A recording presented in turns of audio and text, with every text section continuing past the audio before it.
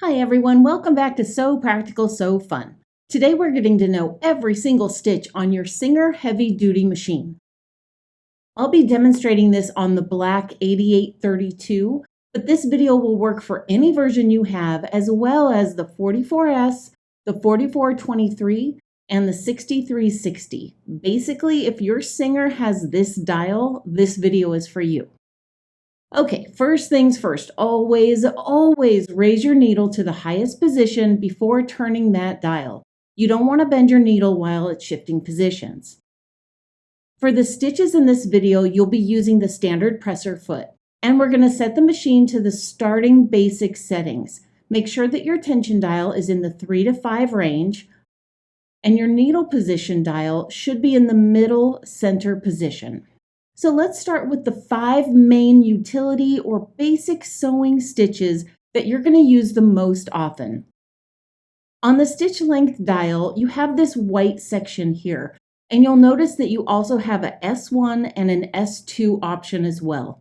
We're going to get into those later, but for now, turn the stitch length dial to number 2.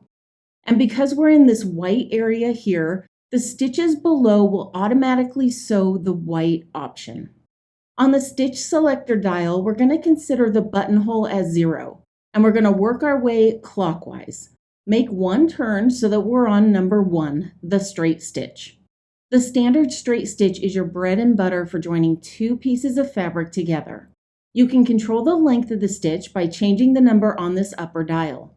The larger the number, the longer each stitch will be. If you turn this to 0, the machine will stitch in place without moving the fabric. I'll get into the usefulness of this later. So now let's move that stitch dial one turn so that now we're on the zigzag stitch. The classic zigzag is incredibly versatile for finishing raw fabric edges, attaching appliques, ribbons, and basic decorative stitching. You can adjust the stitch length, making the zigzag tight and those stitches close together, or you can open it up like this. In addition to the length, you can also adjust the width of the zigzag using the dial on the top of the machine. The smaller the number, the more narrow the zigzag, and then the larger the number, the wider the zigzag will be. So you can see how much control you have over the exact type of stitch that you want. Turn the dial to 3 and you'll have the multi-step zigzag. Instead of the machine just going back and forth, it will make multiple stitches along the way. This is great for finishing stretch fabric edges, and it's perfect for mending tears or sewing elastic. You can still adjust the length and the width for this stitch as well. Turning the dial again to number 4 will bring you to the blind hem stitch. This is a great way to machine stitch a hem that's practically invisible from the right side. I show the instructions on how to do this in another video that I'll link below. By folding the fabric like this and stitching over the top, you can quickly give any project a secure hem. And then if we turn the stitch dial to number 5, that's the stretch version of this same blind hem feature.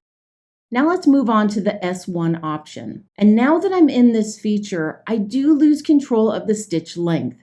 The stitches in this section require a very specific mechanical sequence, going forward and backwards. So the machine doesn't allow you to change the stitch length to ensure that the stitch forms correctly and it stretches as it's designed to do. But you can still adjust the width of some of the S1 stitches. Let's turn the stitch dial back to number 1, the straight stitch. You'll see that now the machine will stitch the blue option. This is called the straight stitch stretch.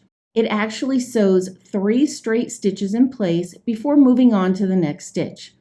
That makes it a lot stronger than a standard straight stitch, and it allows it to stretch without breaking. Use this stitch for stretch seams or to reinforce sportswear or backpacks. Turning the dial to number 2, we have the reinforced zigzag. This is the same type of stitch, going back and forth, automatically creating a reinforced stitch.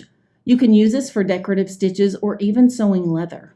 Number 3 on the dial is the honeycomb stitch. This stitch is perfect for smocking, decorative stitching, or even very pretty elastic insertion. Number 4 is the overlock stitch. It has a 2-in-1 stitch. It does a straight stitch and a zigzag together. You can use this to sew a seam and finish the edge at the same time. And number 5 is the slant over edge stitch. It's also a 2-in-1 seam, sewing the straight stitch and the slant over edge. This is for stretch fabrics. You can sew the seam and then just trim it right to this edge. There's one last utility stitch I want to show you. Turning the dial all the way around to number 10, we have the closed overlock stitch. This stitch is mainly used for heavy to medium weight fabrics. The most common use for this is overlapped seams, hems, belts, and bands. Now, when it comes to the buttonhole stitch, it's a little more involved and really deserves its own spotlight. Because there are a few extra steps to get the perfect buttonhole, I made a completely separate step-by-step video that breaks down the process in complete detail. Be sure to stay tuned for that video coming up next. You can also check the description below to jump straight to that link. This machine also has a lot of decorative stitches that you can experiment with on different projects. Using contrasting or matching thread, you can get all kinds of different finishes to step up your sewing game and add a personal touch to your projects. And my pro tip, whenever you use a decorative stitch, always place some sort of stabilizer underneath your fabric. It keeps the stitches from bunching up and ensures a flawless, smooth look. The best way to master these stitches is to grab a piece of scrap fabric, sit down with your machine, and try every single one of them out. Be sure to play around with the stitch width and the stitch length to really master the variety that this machine offers. In my next video, I'm showing you an easy way to add textures and decorative stitches to any project. If this breakdown helped you feel more confident about diving into your stitch style, make sure to hit that like button and subscribe for more technical sewing tips and tutorials. Let me know in the comments which projects you have coming up next. I'll see you in the next video. Happy sewing!